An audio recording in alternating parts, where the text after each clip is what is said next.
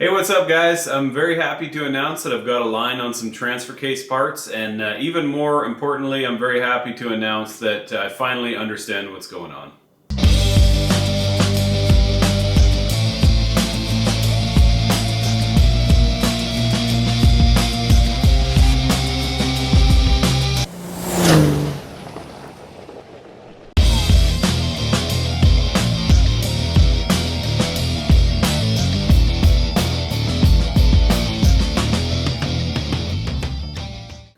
Alright folks, so for those of you who've been following along, you know that this transfer case has been a bit of an interesting topic over the last little while.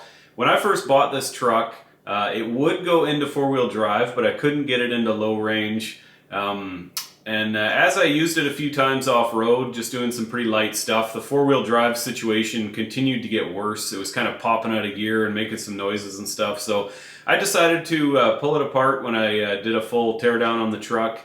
I found a couple of broken parts and replaced those, put it back together, and as many of you know, went out to go use it, and four-wheel drive did not work. So what I have finally discovered is what the actual problem is inside the transfer case. I'm going to show you that now. Okay, so here's the main transfer case shell.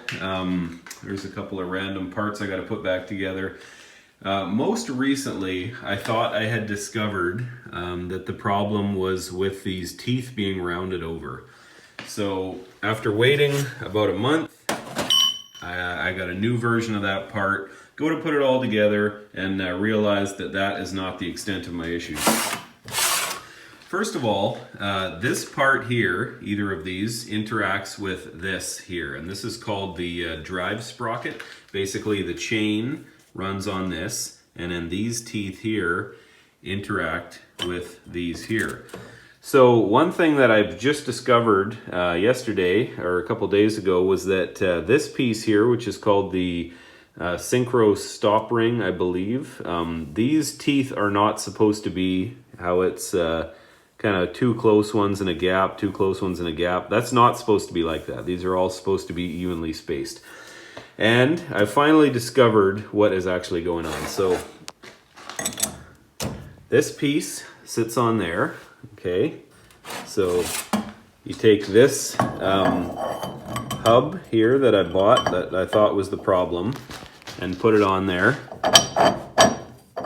Now as long as you get these splines to go through where the bigger gap is, so I'll just put this upside down so it's a little easier to see.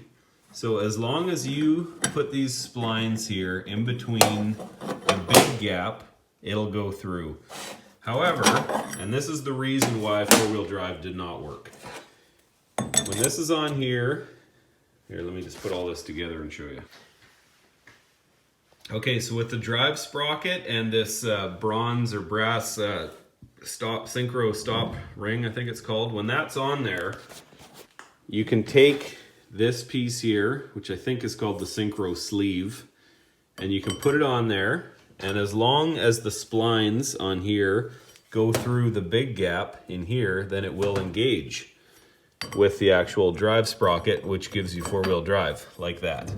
Okay, so these two are connected, and you would think that that would give you four-wheel drive. Now here is where the problem comes in, and it took me a long time to figure this out. Now this next piece here goes on top of that. These little ribs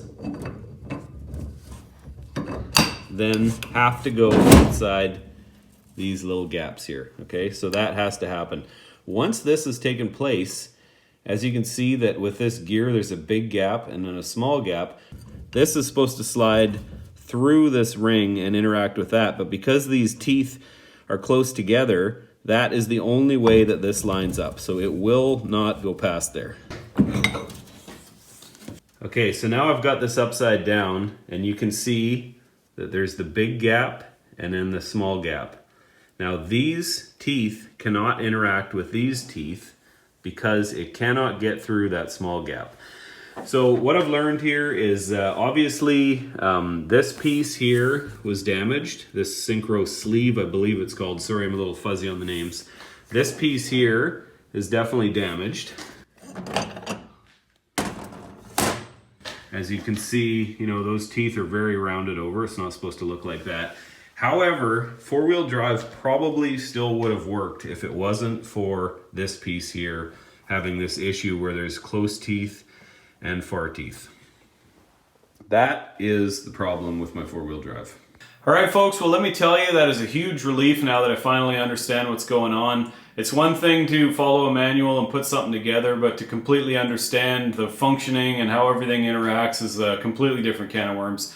And anyways, it's been a bit of a battle, but I feel like we're starting to see some light at the end of the tunnel. So luckily, in terms of parts, with the other piece, I had to order it online, but luckily these other two pieces, there's a fairly local shop that has it.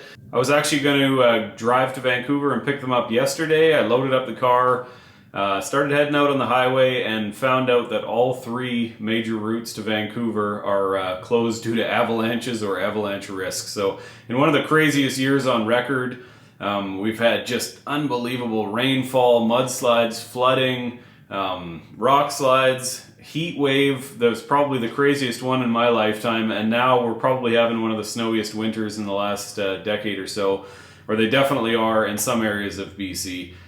And yeah, it's just insane. So anyways, I'm just waiting to see when the highway's going to open. I've heard that it might not be for a few days, so we will see. But as soon as it does, I got to head to Vancouver anyways, so I'll go pick up those parts, bring them back, and hopefully we can dive in and get that thing put together. As I've mentioned a bunch of times, I seriously need to take this truck out and enjoy it. Things have just gone for way too long with issues and problems, and the level of regret I have for spending all this money on this junky old truck is really starting to catch up with me. So anyways, hopefully we'll get at her soon. We can get out and enjoy it. Just want to say thanks for stopping by. If you could like and comment and ring the bell notification, and if you want to check me out on Instagram, I am the Stocky Bald Man, as well as Facebook, the Stocky Bald Man, and I just started a Rumble account, and that is Stocky_Bald Man. So anyways, thanks for stopping by. See you on the next one.